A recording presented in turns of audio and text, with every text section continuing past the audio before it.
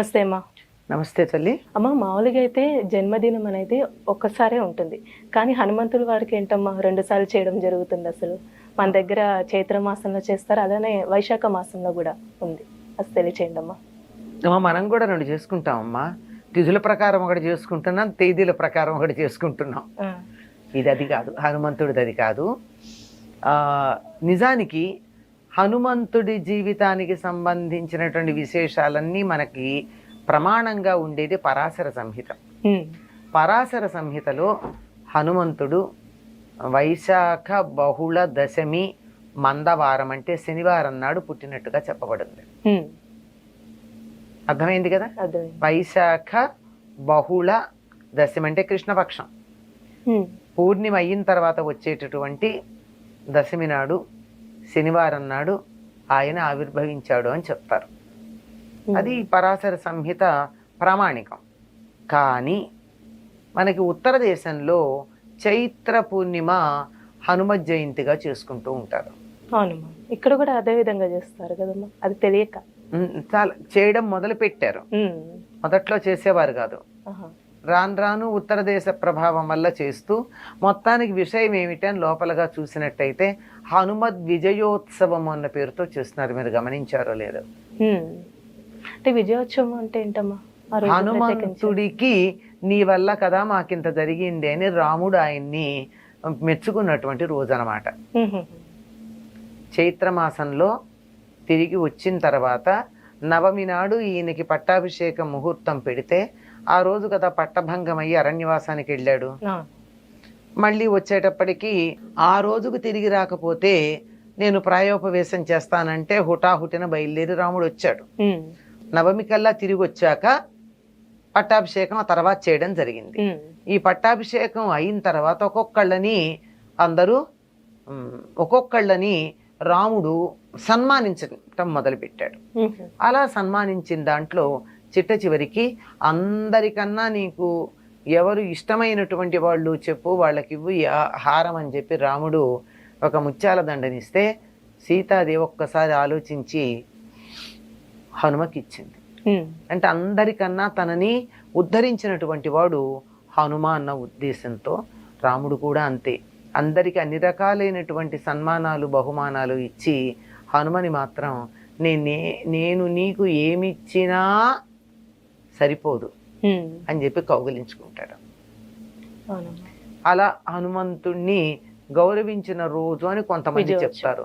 ఈ విజయోత్సవంగా ఇలా రకరకాలుగా ఈ రోజును చేసుకుంటారు. ఏదో వంకన హనుమంతుడిని పూజించుకోవడం మంచిదే కదమ్మా. అంతే కదమ్మా, అది సంగతి. ఇప్పుడు వైశాఖ మాసంలో వచ్చే ఆంజనేయ స్వామి గురించి అంటే జన్మదినం, అది ఆ రోజు పుట్టినట్టేనమ్మా? అది మనకి పరాశర సంహితలో స్పష్టంగా ఉందమ్మా. అది ఆ వైశాఖ బహుళ అంటే పౌర్ణమి వెళ్ళాక కృష్ణపక్షంలో ఉండే దశమి నాడు పూర్వభాద్ర నక్షత్రంలో హనుమ ఆవిర్భవించాడు అని చెప్పారు. అదే తప్పనిసరిగా అక్కడే అందులో ఉన్నది, దాన్ని మనం ప్రమాణంగా తీసుకుంటూ ఉంటాం. కానీ ఇక్కడ ఈ మధ్య కాలంలో ఇట్లా చేస్తున్నారు, చేసి దీన్ని మళ్ళీ హనుమద్ విజయోత్సవంగా మళ్ళీ తర్వాత చెప్తున్నారు. కానీ మెయిన్ అయితే మనకి వైశాఖంలో వచ్చింది, వైశాఖ మాసమే. అంటే అమ్మ, ఇప్పుడు సీతమ్మ వారు ఆంజనేయ స్వామికి ఒక ముత్యాల హారం ఇస్తే దాన్ని ఇలా కొరికి ఇలా చేశారంటారు కదమ్మా, అసలు ఎందుకు అలా? ఇది కూడా కల్పనమ్మా. హనుమంతుడు ఎంత రామ భక్తుడో చెప్పాలి అన్న ఉద్దేశంతో. అంటే ఇందులో రామనామం దొరుకుతుందా అని ప్రతి ముత్యం కొరికేట. ఎందుకు దొరుకుతుందమ్మా? అంత తెలివి తక్కువవాడా? బుద్ధిమతాంబరిష్ట అని కదా హనుమంతుడి గురించి చెప్తారు.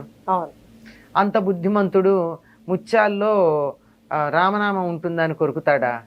ఏదో కల్పన, ఆయనకున్న భక్తిని గురించి చూపించటానికి. అయితే ఏదన్నా పండిస్తే పండులో రామనామం ఉందా అని చెప్పి కొరికి చూస్తాడా? ఇట్లా కాదు. ఆయనకి హనుమంతుడికి వీటన్నిటికన్నా కూడా ముత్యాలు రత్నాలు మొదలైనటువంటి వాటికన్నా కూడా రాముడంటే ఇష్టం, రాముడిని అన్వేషిస్తూ ఉంటాడు అన్న భావన తెలియచెప్పడానికే తప్ప వేరే కాదమ్మా. అంతే, ఇది కల్పన. హనుమంతుడికి ఉన్న భక్తికి సంబంధించి ఎన్నో కల్పనలు ఉన్నాయి. ఇలా గుండె చీలిస్తే అక్కడ సీతారామ లక్ష్మణుడు ఉన్నట్టు. ఎందుకు ఆయన చీల్చుకుని చూపించాలా? చీల్చుకుని చూపిస్తే బొమ్మ మనకు కనపడుతుందా? ఆయనకు కనపడుతుంది, తాను లోపు చూపులో గనక చూసినట్టయితే. అంతే, ఇట్లాంటివి భక్తిని కొద్దిగా అలా సింబాలిక్గా చూపించడానికి చెప్పేటటువంటి కథలు. అమ్మ ఇప్పుడు హనుమంతుడు వారు పుట్టగానే సూర్యుని దగ్గరికి వెళ్ళి అది పండు అనుకొని అలా వెళ్ళారంటమ్మా, అసలు ఎందుకంటారు అలా? అది హనుమంతుడి యొక్క శక్తిని నిరూపించేటటువంటి తెలియజెప్పేటటువంటి తీవృత్తం అమ్మ. పుట్టంగానే అలా ఆకలేసిందట, ఎదురుగా ఉదయిస్తున్న సూర్యుడు కనపడ్డాడు, కనపడంగానే ఆ పండు తిందాం అనుకుని బయలుదేరాడు. తీరా అక్కడికి వెళ్తూ ఉంటే ఆ రోజు పుట్టంగానే కదా, పుట్టిన తర్వాత అలా బయలుదేరి వెడితే ఈయన దశమి నాడు పుట్టాడు, 3 రోజులైంది. అమావాస్య నాడు పండు తినడానికి వెళ్ళాడు. వాళ్ళమ్మ కాస్త బయటికి వెళ్ళిందో ఏమో పండు తేవడం. వెళ్ళేటప్పటికీ ఆ రోజు అమావాస్య సూర్యగ్రహణం. అక్కడ రాహు ఉన్నాడు. ఉండి వెంటనే ఇంద్రుడి మీద కోపం వచ్చింది తనకి.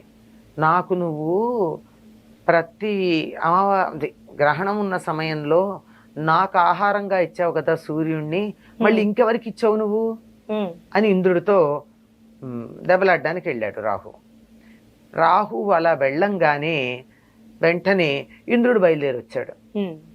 ఇదేమిటి వీడెవడు రాహుని అడ్డుకున్నాడు అని. హనుమంతుడు అప్పుడు అక్కడి నుంచి వీడి మీదకి వచ్చేసాడు, ఇంద్రుడి మీదకి వచ్చాడు. ఇంద్రుడి మీదకి కాదు, ఇంద్రుడు ఎక్కిన ఐరావతం మీదకి వచ్చాడు. అంత దూరం పోయి పండు తినడం కన్నా సూర్యుడి కన్నా రాహు బాగున్నాడు. రాహు కన్నా ఐరావతం ఇంకా బాగుంది, దగ్గరగా ఉంది. ఇది ఐరావతాన్ని తిందామని వెళ్ళేటప్పటికి ఇంద్రుడికి కోపం వచ్చి వజ్రాయుధం వేశాడు. ఆ వజ్రాయుధానికి ఈయన దవడ పేలిపోయి మూర్ఛపోయాడు. అంత బలం కలిగినటువంటి వాడు మూర్ఛపోయేటప్పటికి తన కొడుక్కి ఇంత కష్టం కలిగిందని వాయుదేవుడు తన కొడుకుని తీసుకుని ఒక గుహలో బంధించి కూర్చున్నాడు. వాయువు లేకపోయేటప్పటికి అందరికీ కీళ్లు పనిచేయడం మానేశాయి.